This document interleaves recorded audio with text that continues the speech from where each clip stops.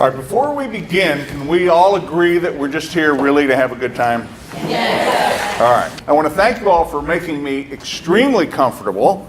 I was born in New Orleans, Louisiana, and you took these lovely ladies from Louisiana and put them right up here in front. And so we're going to have a big bucket up here, and we're going to put our ideas in it. And when you leave, not everything in the bucket is going to be for you. Some of the stuff that's in the bucket you already know about. Some of the stuff is going to be new, and you're going to take things out of the bucket that you need. All right, so today we're going to talk about effective communication. What is effective communication? What are some of the barriers to effective communication? And what are some of the benefits to effective communication? And then we'll take a little deeper dive into some of those as we go along. Did you drive here? Yes. Did you see a stoplight? Yes. Is that nonverbal communication? Yes. Okay. Very effective nonverbal communication. Green light is very effective nonverbal communication. A yellow light is very ineffective nonverbal communication. So there's an example of effective and non-effective nonverbal communication all in one little package, and we experience that every day. The meeting coordinator tells everybody to turn off their phones and close their laptops and not be on their phones. And you know, as a speaker, we look out from time to time and we do see people down there on their phones like this. And I'm always sure that that person is texting to somebody, "This is the best presentation I've ever been in. You should be here."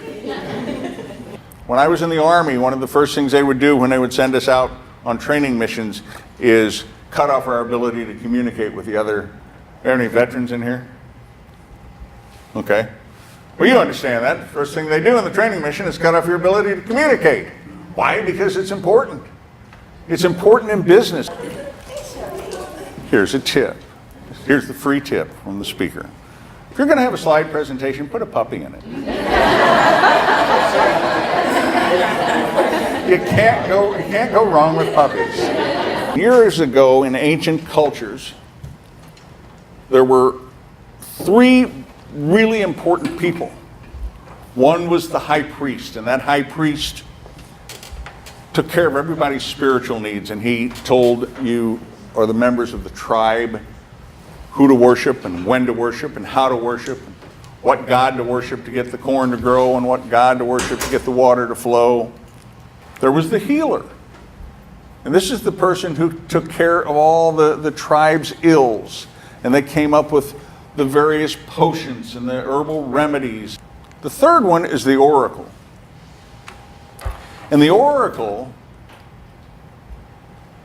think about the campfire at night now. You're all gathered around the campfire, and this is before written communication. This is where people got together. You can smell the smoke coming off the campfire and feel the breeze as you sit around. The oracle sat there and passed on the knowledge of the tribe to the next generation. And without that oracle, without that repository of knowledge, that tribe would fail. That oracle knew when to plant, that oracle knew what to plant, that oracle knew where to plant, knew what to hunt, when to hunt, where to hunt, knew how to prepare the food. That job was critical to the continuation of the tribe. Now, the reason I bring that up here now is I may be in the room with some of the most important people in Centene, because you are the people who are given the responsibility of passing along the important corporate message to the next generation. And if you don't do it effectively, if you are not on your game, if you are not effectively communicating this information, Centene is really at risk.